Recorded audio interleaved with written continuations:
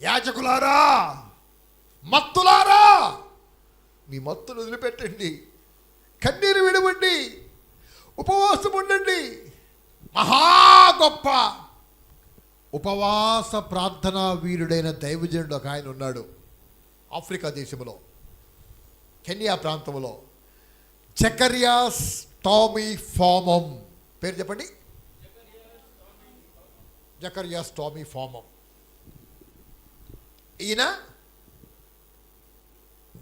ప్రతి సంవత్సరం 40 రోజులు ఉపవాసం ఉండేవాడు. స్తోత్రం చెప్పండి గట్టిగా దేవుడికి. ఎన్ని రోజులమ్మా? ఆ సంవత్సరం చివరిలో 21 రోజులు ఉపవాసం ఉండేవాడు. ప్రతి సంవత్సరం అదొక ఆనవాయితీగా పెట్టుకున్నాడు. నశించిపోయే ఆత్మల కొరకు భారం, వేదన, తపన, పవర్ ఆఫ్ ఫాస్టింగ్, ఉపవాస ప్రార్థనా శక్తి. నాతో ఈ మాట చెప్పండి దయచేసి. నోటు మాటతో అంటే శక్తి విడుదల అవ్వదు, ఉపవాసం ఉండాలి. ప్రతి సంవత్సరం 40 రోజులు కఠినంగా, 21 రోజులు మళ్ళీ లాస్ట్లో. ఆయన కొడుకు పెళ్లి చేయాల్సిన టైం వచ్చింది. ఆయన భార్య, ఆయన కొడుకు కూర్చున్నారు. మన స్టేటస్కు తగ్గట్టుగా ఈ పెళ్లి చేస్తే ఎంత అవుతుంది అని లెక్కలు రాసుకున్నారు. ఇంత అవుతుంది, అటు ఇటుగా ఒక 8 నుంచి 10 లక్షలు. దాంట్లో దాదాపు సగం కంటే ఎక్కువ దేవుడి సేవ కోసం తీసేద్దాం. హల్లెలూయా. మిగతాదంతా ఈ కొద్దిగా పెళ్లి కోసం వాడతాం. పెళ్లి కొడుకు సూటు ఏం చెప్పండి, అద్దెకి తెచ్చుకున్నారు. ఆ రోజుకు పెళ్లికి సూటు అద్దెకి, ఆ రోజేగా, తర్వాత ఎయ్యరుగా, అద్దెకి తెచ్చారు సూటు. ముఖ్యమైన విశ్వాసులు, ముఖ్యమైన సేవకులు, వాళ్ళ సంఘస్థులు, అంతే. Simple marriage.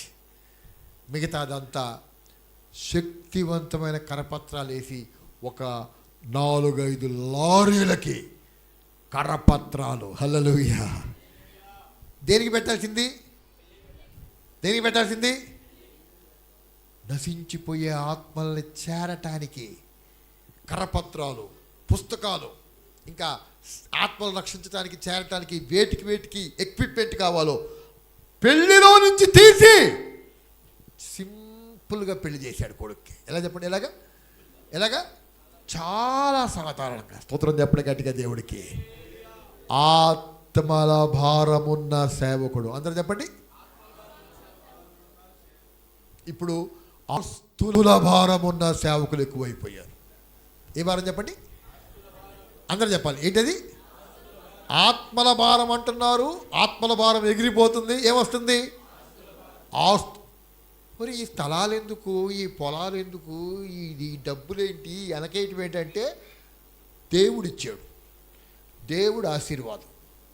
మరి ఇంకా నశించిపోవేసిన వాళ్ళు చాలామంది, నరకాగ్ని గుండానికి వెళ్ళే వాళ్ళు చాలామంది ఉన్నారు. పట్టణం ఇంకా అట్నే ఉంది. ముస్లిమ్స్ అలాగే ఉన్నారు, హిందువులు అలాగనే ఉన్నారు, కమ్యూనిస్టులు అలాగే ఉన్నారు, నామకాంత క్రైస్తవులు అలాగే ఉన్నారు. పట్టణం మారాల్సిన చాలా ఉంది. మీ ఆస్తులు పెరిగిపోతున్నాయి. అవి తీయాలగా, అమ్మాలగా, సేవ చేయాలగా. పోతే పోనీ, అవి మాకెందుకు?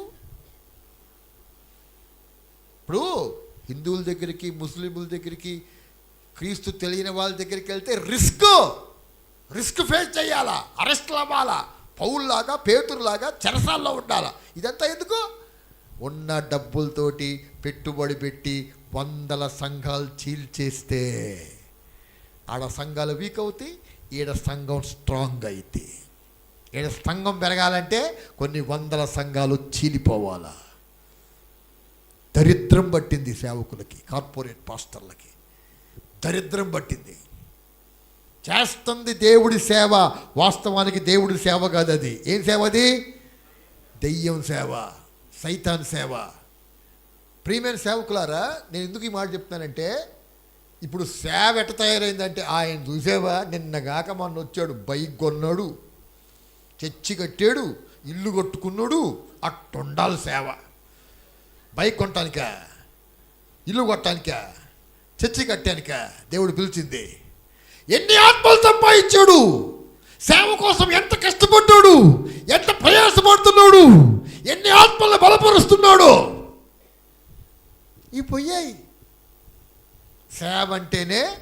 ఫిజికల్ బ్లెస్సింగ్ అనుకుంటున్నారు. ఏంటి చెప్పండి? ఈలోక సంబంధంగా డబ్బులు ఎక్కువ సంపాదించటం, వాహనాలు ఎక్కువ సంపాదించటం. వాహనాలు సేవకు అవసరమే, ఆర్భాటాల కోసం కాదు, నీ దర్పం చూపించుకోవడానికి కాదు. అవసరమైన మట్టికే వాహనాలు వాడుకోవాలి, అవసరమైన మట్టికే దేవుడు డబ్బులు ఖర్చు పెట్టాలి. స్తోత్రం చేద్దాం గట్టిగా దేవుడికి. హల్లెలూయా. యోవేలు ప్రవక్త యాజకులకు బోధిస్తున్నాడు. మత్తు వదలండి, కన్నీటి ప్రార్థన చేయండి, గోన పట్టేసుకోండి, రాత్రంతా ఉపవాసం ఉండి ప్రార్థన చేయండి, బలిపీఠానికి మంటకానికి మధ్య నిలబడి కన్నీళ్లు పెట్టుకోండి. అన్నీ ఆయన యోవేలు ప్రవక్త ఆచరించి తన గ్రంథములో ప్రజలకు పిలుపునిచ్చాడు. హల్లెలూయా. యోవేలు వంటి శక్తివంతమైన ఆత్మాభిషేకంతో దేవుడు మనల్ని నింపి ఈ బైబిల్ తరగతుల్లో నుంచి యోవేలు వంటి ఉపవాస ప్రార్థనా వీరుల్ని, కన్నీటి ప్రార్థనా వీరుల్ని, రాత్రంతా శక్తివంతమైన ప్రార్థనా విజ్ఞాపనలు చేసే శక్తివంతమైన ప్రార్థనా యోధుల్ని దేవుడు లేపును గాక. ఆమె చేద్దాం గట్టిగా. దయచేసి అందరం లేచి నిలబడదాం. 2 నిమిషాలు కలిసి ప్రార్థనలో ఉండి ముగించేసుకుందాం. దయచేసి కళ్ళు మూసుకుందాం. అందరు 2 చేతులు ఆకాశం అయిపోతుంది. అందరు కళ్ళు మూసుకోండి. ప్రియమైన సేవకులారా, అందరు కళ్ళు మూసుకోండి. అందరు 2 చేతులు ఆకాశం అయిపోద్దాం. మత్తులారా, మీ మత్తులు వదిలిపెట్టండి, కన్నీరు పెట్టుకోండి. మంటపానికి బలిపీఠానికి మధ్య నిలబడి యాజకుడు పొట్ట పొట్ట పొట్ట పొట్ట కన్నీళ్ళు పెట్టుకోవాలా.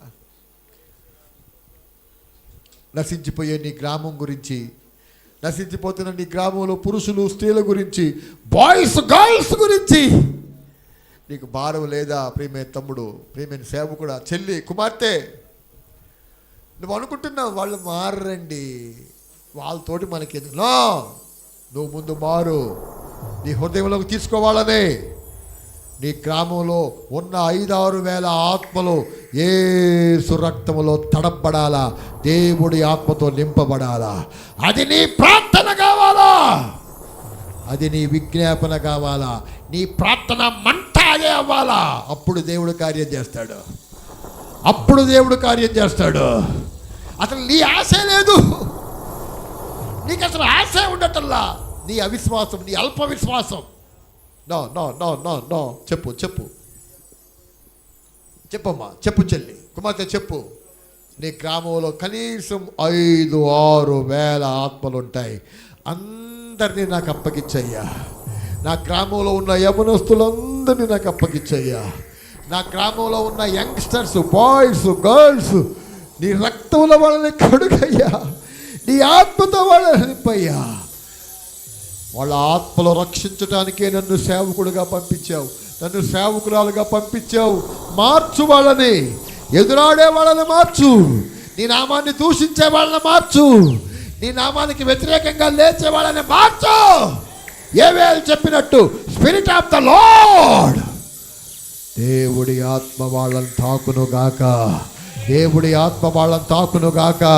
నీ గ్రామంలో పరిచర్య చేస్తున్న, నువ్వు పరిచర్య చేస్తున్న గ్రామంలో ఉన్న పురుషులు, స్త్రీలు, బాయ్స్, గర్ల్స్, వృద్ధులు, వృద్ధురాండ్రందరూ నీ పరిచర్య ద్వారా దీవించబడుదురుగాక. నీ ప్రార్థన ద్వారా వాళ్ళందరూ యేసు రక్తంలో కడగబడి దేవుడి ఆత్మతో నింపబడుదురుగాక. In the name of Jesus Christ of Nazareth. యోవేలు నీ గ్రామం గురించే ప్రవచించాడు. యోవేలు ప్రవచించిన ఆ సర్వజనుల మీద నా ఆత్మను కుమ్మరిస్తాను అన్న యోవేలు ప్రవచనములో నీ గ్రామం ఒక భాగం, నీ గ్రామం ఒక భాగం. నెరవేర్చయ్యా. యోవేలు ప్రవచనం నా కావూరు, మా లింగంగుంట గ్రామంలో నెరవేర్చు.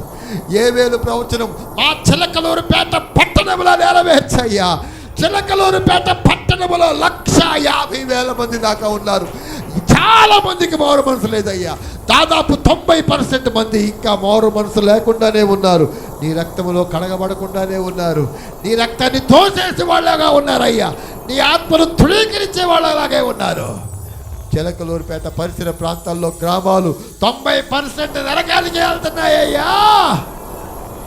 నీ ఆత్మశక్తి విడుదల చేయి. చిలకలూరుపేట పట్టణంలో నీ ఆత్మశక్తిని విడుదల చేయి. చిలకలూరుపేట పరిసర ప్రాంతాల్లో నీ ఆత్మకార్యాన్ని విడుదల చేయి. స్తోత్రం, స్తోత్రం, స్తోత్రం, స్తోత్రం, స్తోత్రం, స్తోత్రం. ప్రార్థన చేసుకుందాం. జమ్ములపాలెం గ్రామం నుంచి వచ్చిన దేవుని సేవకులు యేసుబాబు గారు రాబెదరు ప్రార్థన చేస్తారు. అందరం ప్రార్థనలో ఏకీవిద్దాం. Thank you lord. పరిశుద్ధుడైన తండ్రి, ప్రేమగల ప్రభువా, మీ స్తోత్రం. మీ దాసులు నిలవబెట్టి మాతో మాట్లాడిన ప్రతి మాటను బట్టి మేము మిమ్మల్ని స్తుతిస్తూ ఉన్నాం నాయన. దేవా, వినిన వాక్యాన్ని మంత్రంగాలను ముద్రించండి. దేవుని ఆత్మ నీరు గట్టి ఫలింపు చేయమని ప్రార్థన చేస్తూ ఉన్నాం ప్రభా. ఏవేలు ప్రవచనం మా గ్రామాల్లో నెరవేర్చబడును గాకని ప్రార్థన చేస్తూ ఉన్నాం. మేమందరం కూడా నాయన మా యొక్క ప్రాంతాల్లో ఒక ప్రవక్తల వలె పరిచయం చేయడం గాకని ప్రార్థన చేస్తూ ఉన్నాం. మా గ్రామాల గురించినటువంటి భారం, మా ప్రాంతాలను గురించినటువంటి భారం, మా పట్టణాలను గురించినటువంటి భారం మీరు మాకు దయచేయండి ప్రభా. మీ స్తోత్రాలు చెల్లిస్తూ ఉన్నావు. ఆ వేలాది మంది ప్రజల కొరకు నాయనా, ఇంకా స్వార్థ అందినటువంటి ఆ ప్రజల కొరకు నాయనా, ఈ సన్నిధిలో ఉపవాసం ఉండి కన్నీరు కరుస్తూ దుఃఖిస్తూ దేవా బహువేదనతో వారికి సువార్తను తీసుకుని వెళ్ళేవారుగా మీరు మమ్మల్ని చేయండి. మా తండ్రి, మా గ్రామాలను, మా ప్రాంతాలను మీరు రక్షించండి నాయనా.